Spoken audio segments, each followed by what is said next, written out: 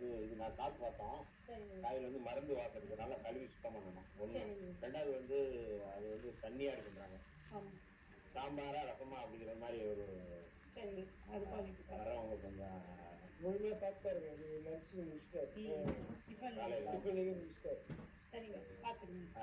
என்னங்கம்மா நீங்க என்னம்மா? நீங்க இங்க உங்க கூட வேலை பார்க்கலையா? சாப்பிட்டீங்களா? நல்லா இருக்கா? என்ன சாப்பிட்டீங்க?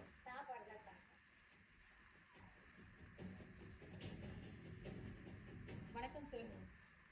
ரொம்ப மகிழ்ச்சியா இருக்கு. இந்த இடம் என்ன, எதுக்காக நாம இங்க வந்திருக்கோம் ஃபர்ஸ்ட் ஆஃப் ஆல்? இது வந்து இதுதான் சட்டமன்ற உறுப்பினர் அலுவலகம். ஓகே.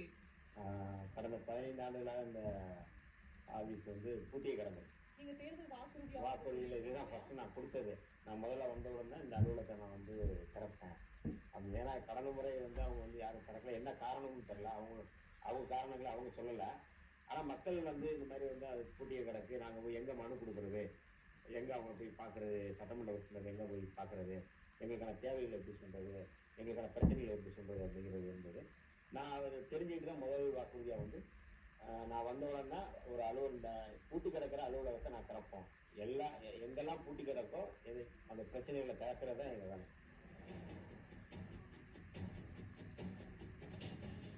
இந்த அலுவலகம் திறந்து முதல் முறையா உள்ள வரீங்க, வந்த உடனே ஒருத்தர் மனு கொடுக்காரு. இதெல்லாம் நாங்க வந்து திரையில பார்த்திருக்கோம். தரையில இதெல்லாம் சாத்தியமே இல்லை அப்படின்ற இடத்துல வன்னியரசு அவர்கள் இன்னைக்கு அது எல்லாமே சாத்தியம்.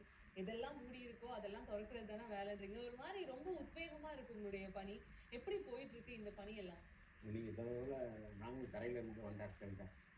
திரையில பார்த்தோம். ஆமா. அதனால கிரவுண்ட்ல என்ன இருக்கு, என்ன பிரச்சனை, இப்போ முதல் இதே வந்து நாங்கள் வந்து இந்த அலுவலகத்துக்கு